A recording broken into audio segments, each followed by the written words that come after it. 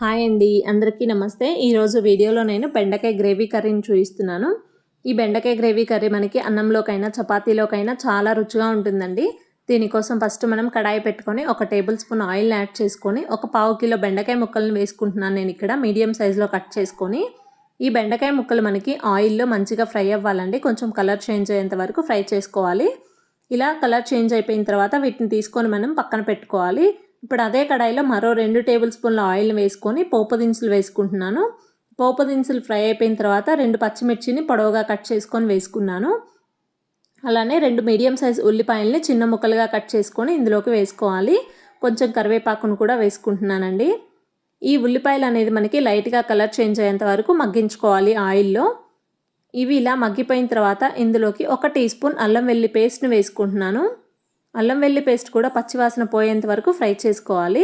ఇలా ఫ్రై అయిపోయిన తర్వాత ఇందులోకి 2 మీడియం సైజ్ టమాటాలని ప్యూరీలాగా చేసుకొని వేసుకుంటున్నాను.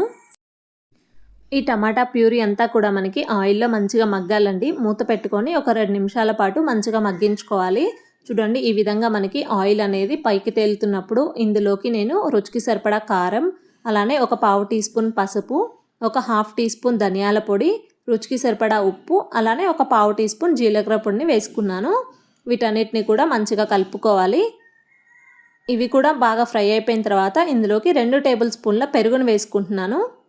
ఇలా పెరుగు వేసుకోవడం వల్ల మనకి కర్రీకి మంచి టేస్ట్ వస్తుంది. అలానే గ్రేవీ కూడా మంచిగా వస్తుందండి. ఈ పెరుగును కూడా 1 నిమిషం పాటు మంచిగా ఆయిల్లో ఫ్రై చేసుకోవాలి. ఇలా ఇవన్నీ కూడా బాగా మగ్గిపోయిన తర్వాత మనం ముందుగా ఫ్రై చేసుకొని పక్కన పెట్టుకున్నటువంటి బెండకాయ ముక్కలను వేసుకుంటున్నాను.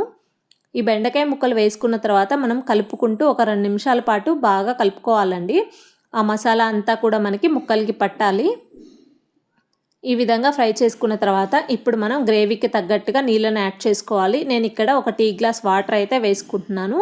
ఇలా వాటర్ వేసుకొని మూత పెట్టి ఒక 5 to 6 మినిట్స్ పాటు మనం లో ఫ్లేమ్లో మగ్గించుకోవాలి. ముక్క అనేది మనకి మంచిగా ఉడకాలండి, బెండకాయ ముక్కలు.